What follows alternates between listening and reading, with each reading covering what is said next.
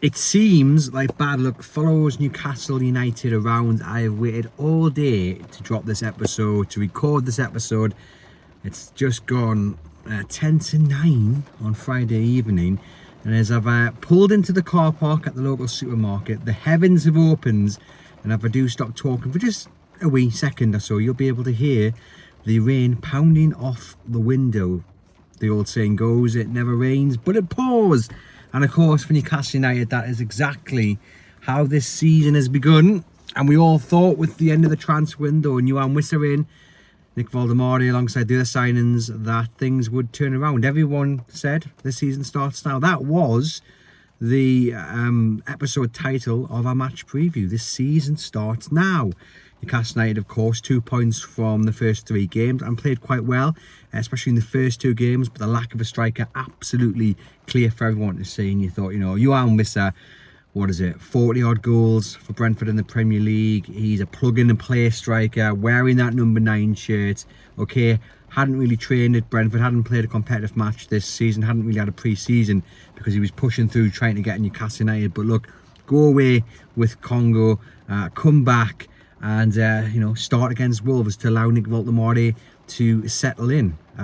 Things haven't worked out like that. He did score 2 goals away on international duty, but he also picked up an injury. And let me tell you, ladies and gents, I was in London last night for an awards do, and there are things back on my podcast alongside Chronicle Live for our coverage of the Carabao Cup and the subsequent parade. We didn't win, so feeling a little bit gutted about that. Got the King's Cross, thankfully the tubes were back on. But there was a power outage between London and Peterborough. So then my train was delayed and I'm standing there thinking, oh man. And every time I look up at the board, it's delayed by another 5, another 10 minutes. I'm thinking, am I going to even get home for this Wolves game on Saturday? And then as I'm flicking through my news feed on X, that's when it all drops. An injury to Yoane Wissa, and he misses tomorrow with no return date in sight. He's going to have to see a specialist. And then Jacob Ramsey out for a month after that injury he picked up against Leeds. And it's fair to say that the last 24 hours, from my point of view, has not been brilliant at all. But I had a lovely afternoon with the family, and then here I am talking about that news. And I have to say, good, because I was looking so forward to seeing Yoane Wissa play for Newcastle United, taking on that responsibility of the number 9 shirt. But he's proven in the Premier League, and I was really looking forward to seeing him tomorrow. And I felt it worked right for everybody because it allowed Nick Voldemort to just take it all in, to come on maybe after 60 minutes had gone, Newcastle in the lead, and he can just come on and not have any responsibility of having to win the game. Whereas now he's going to start, because let's face it, it's not going to be Wissa.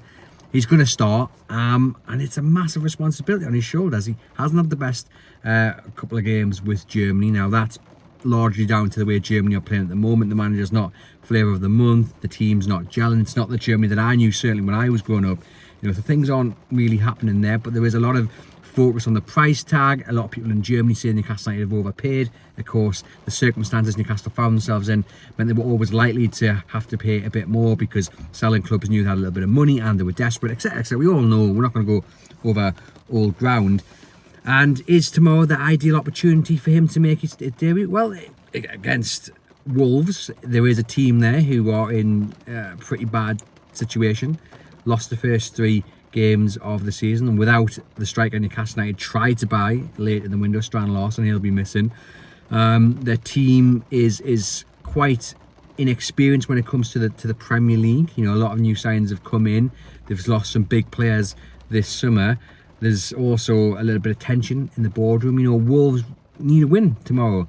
Newcastle do as well, but it's probably a little bit more in need for Wolves. I think the bigger picture is looking a lot worse. Of course, that doesn't matter to us. We want Newcastle United to pick up the win, and they need to because they haven't won this season.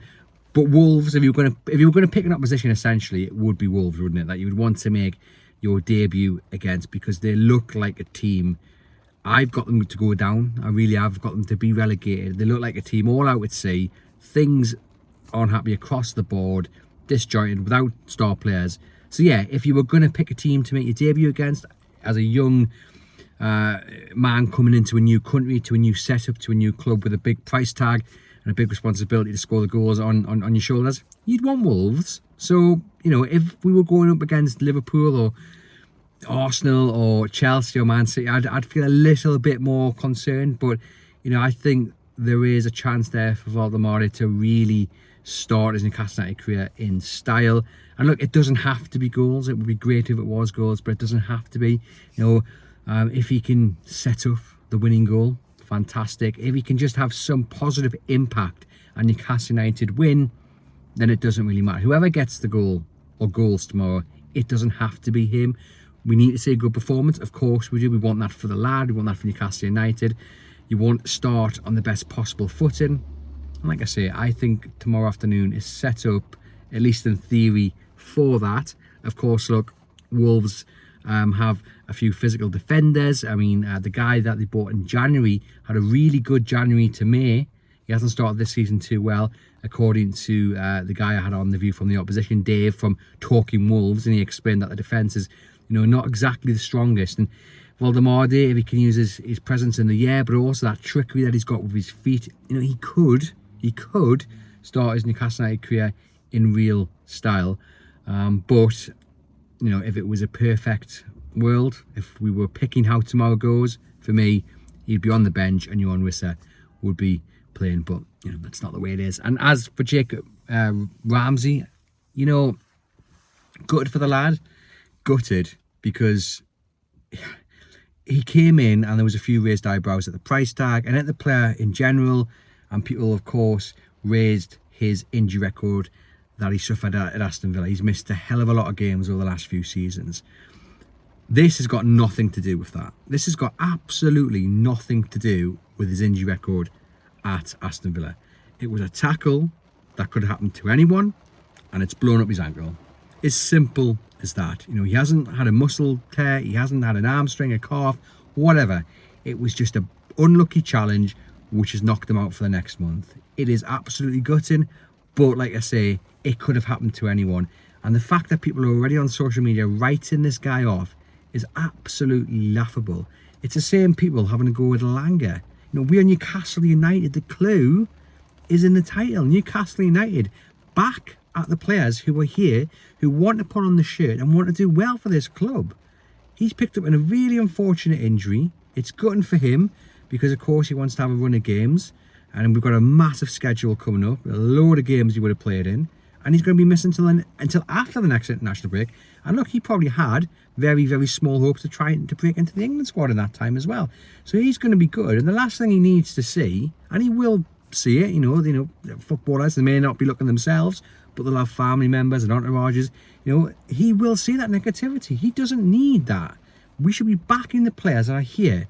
No matter the talent, no matter the injuries, no matter whatever, just back the players that are at Newcastle United. It's really wound us up because, you know, he's coming for a big price.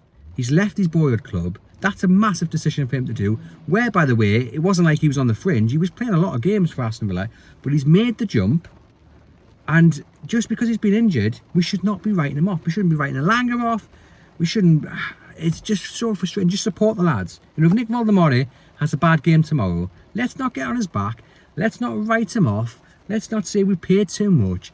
Let's just give these players the time to bed in and to show their worth. Because collectively, Newcastle United have got a great squad. Collectively, I think Newcastle United have improved, even though they've let Alexander Isak go. Because I think you've got, in Wissa and Voldemort, you've got two players who could potentially get 15 goals apiece. Brilliant. Some more than Isak, okay? In the midfield, you've got options, you've got depth. Okay, you haven't for the next few weeks because of injuries, but if everyone was fit, you do. So let's be positive. Let's quit the negativity. And look, even if we lose tomorrow, which I don't think we will, I think we will win. I think Newcastle will win tomorrow. Let's just calm it down. One game, okay? Be the fourth of the season. Barcelona next, not ideal. But I just think I think obviously X can be a little bit reactionary, and that's what's happened today with Jacob Ramsey. And obviously we've had a little bit of a laugh. You know, and we've had to about Yoane Wissa, a man who's missed 8 games for Brentford in 4 and a bit years, and you know, he can't even start the first game that he was meant to for Newcastle because he's picked up an injury. You couldn't write that. That is kind of just Newcastle United's luck, isn't it? But we laugh because we don't, we'll cry. But look, let's just support the lads. And I think they will win tomorrow. I think they'll win 3-0, to be honest with you. I'd be more confident if Wissa had started.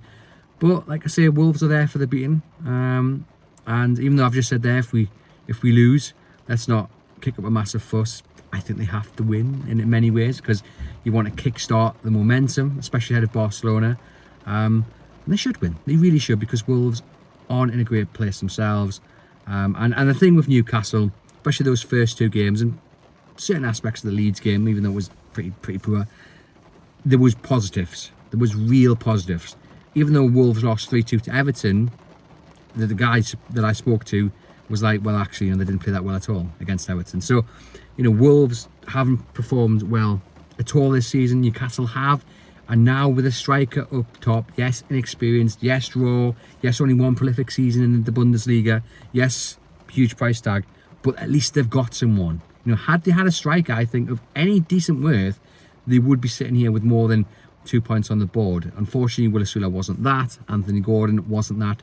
Nick Voldemort could be that. He could be. So let's keep everything crossed that he is.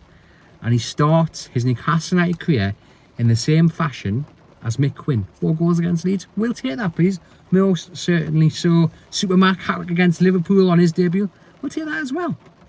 Brilliant. Let's back the lads.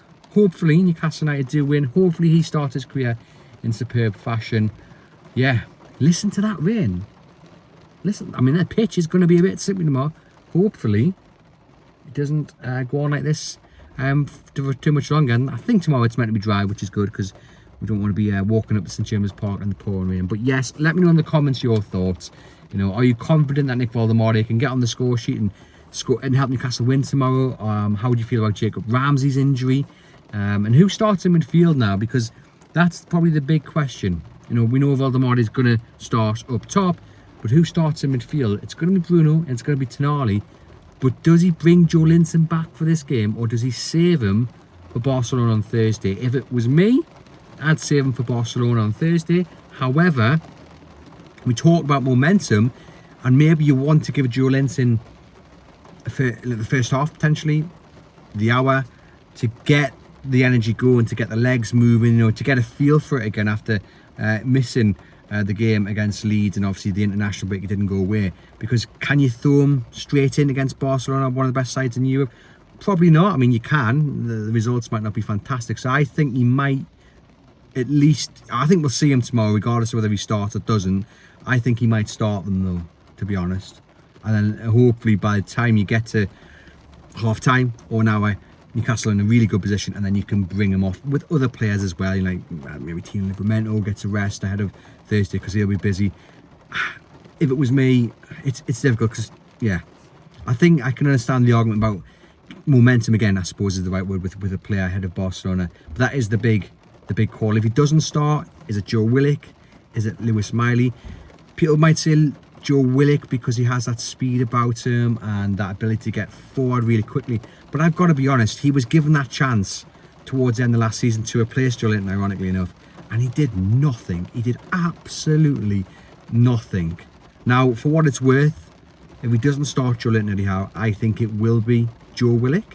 If it was me not starting Joelinton, then I'd play Lewis Miley, because Joe Willock's had his opportunities and it hasn't worked. And I think right now, Lewis Miley, he deserves a chance. He deserves a chance. And it's one of those games where the midfield's going to be absolutely key. And I think Lewis Miley could play a huge role in that. Obviously, very different player to what Willock is. But, if Newcastle are going to try and control the game tomorrow, then Miley's more settled to that. You don't expect Wolves to be the team with the majority of possession. Newcastle hit them on the counter. That's not what we really want to see against a team like Wolves. Although that's probably where Newcastle, ironically, are best in, because they've got the speed of Elanga and Barnes on the wings. But if you're going to control the game, I think Miley in the midfield alongside Tonali and Bruno is the better bet. However, if he doesn't start Joelinton, I think it will be Joe Willock. Clear enough? Clear as mud, really, isn't it? Let me know in the comments your thoughts. Really intrigued to hear them. I think the back line will remain. I know a few people have said Lewis Hall will come back in, and you saved Trippier for Thursday. Interesting. I think it's a toss of a coin, really. Livramento has been brilliant, hasn't he? at left back, filling in for Lewis Hall. You've got to start Livramento, most certainly. So it's probably the question about whether you start him at right back and bring Lewis Hall in. It goes back to that point. Do you want that momentum to start building under a player? Lewis Hall needs competitive minutes to get back to where he was. He's absolutely fantastic, but you can't just throw him straight in, especially against a team like Barcelona. So maybe, given it's Wolves, again, no disrespect to Wolves, potentially it is Lewis Hall at left back, Trippier at right back, and say Livramento. I'm not buying that, actually. Livramento starts regardless for me, actually. Yeah, Livramento at left back and Trippier at right back, I think. Yeah, I'll go with that, and then we'll see what happens. I mean, look, every player wants to play both games, and Eddie Howe's a man who thinks about now rather than 4 or 5 days down the line. And look, if the players come through unscathed, then brilliant. And this is it. They're fit. They've got stamina. They've got everything they need. The energy. They should be able to play 2 games in a week, and they'll want to. It's Barcelona. They will want to play against Barcelona. They will want to play tomorrow as well. So, yeah, probably the back line will remain unchanged, I think, regardless of Thursday. Just the midfield is probably the only issue. Let me know in the comments your thoughts. Thanks for tuning in, and enjoy the game tomorrow if you're going.